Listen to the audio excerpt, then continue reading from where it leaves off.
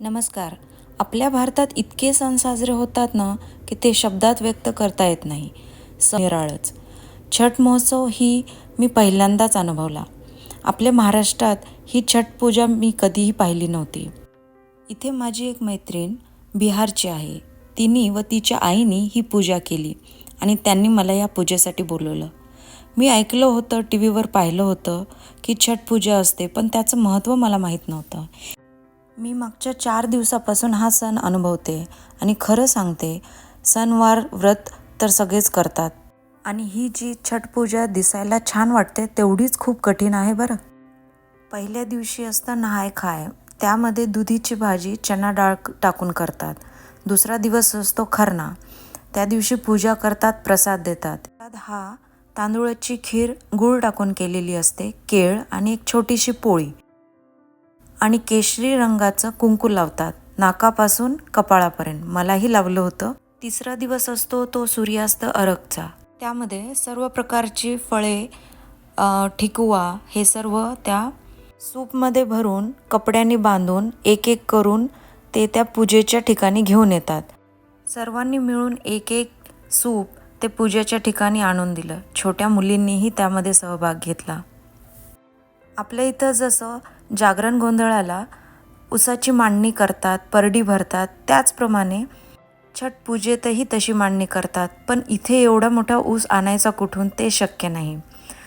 आणि हे सर्व छठ पूजेची विधी ही नदीच्या, गंगेच्या घाटावर केली जाते.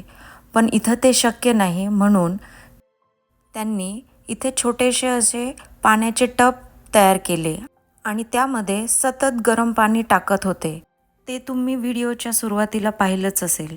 आता काकू आणि माझी मैत्रीण दोघी पूजेची तयारी करत होत्या. ही पूजा एकट्या दुकट्याचं काम नाही बरं. यामध्ये दुसऱ्या लोकांची खूप मदत लागते. म्हणून मी काकू सांगतील तशी काकूंना मदत करत होते.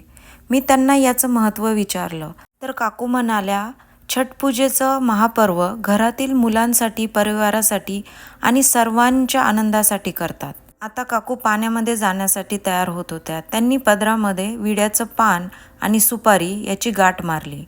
बाहेर दिसायला जरी ऊन दिसत असेल, पण थंडी मात्र वाढत होती. हळूहळू सूर्यास्त होत होता. याच वर्षी असं झालं की बिना जॅकेटचं पूजा करता आली. नाहीतर नोव्हेंबर महिना आणि अमेरिका, काही विचारायलाच नको.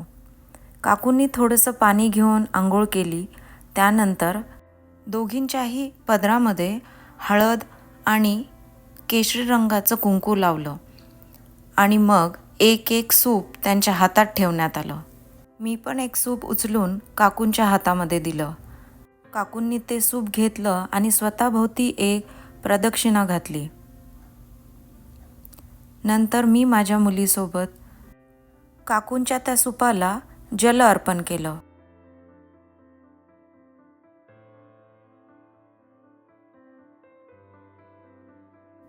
मला जसं जमेल मी त्यांना विचारत होते. खूप गोष्टी मला माहीत नाही, पण खरंच खूप कठीण आहे हे व्रत. सूर्यास्त होईस्तोवर त्या दोघीही त्या पाण्यामध्ये उभ्या होत्या. नंतर अगरबत्ती लावून त्यांनी सूर्याची मनामध्ये आरती केली, दर्शन घेतलं आणि पाण्यातून बाहेर आल्या. त्यानंतर कपडे बदलून त्यांनी सर्व मुलांसोबत छान असा एक फोटो काढला. त्यानंतर हे सर्व सूप परत एकदा त्या कपड्यामध्ये गुंडाळून घरात घेऊन गेले. आता चौथा दिवस असतो तो सूर्योदय अर्घ. म्हणजे हेच घरात नेऊन ठेवलेले सूप परत एकदा सकाळी याच ठिकाणी घेऊन यायचं आणि परत एकदा सूर्याची पूजा करायची. सूर्यदेवता तर ही महत्त्वाची आहेच, पण छठ पूजेमध्ये सूर्याला काही विशेष महत्त्व आहे. हे जे नाकापासून कपाळापर्यंत केशरी रंगाचं कुंकू लावण्यात येतं, हे म्हणजे सूर्याचं पहिला किरण, त्याचा रंग केशरी, म्हणून ह्याला जास्त महत्त्व आहे. अशा प्रकारे तिसऱ्या दिवसाचा सूर्यास्त अर्घ पार पडलं. हा आहे चौथा दिवस. सकाळी 6 वाजता पूजा सुरू झाली. सकाळी सूर्योदयाच्या वेळी ही पूजा परत करतात. सूर्याला अर्घ देतात, गंगापूजन करतात आणि हा 36 तासाचा उपवास सोडतात.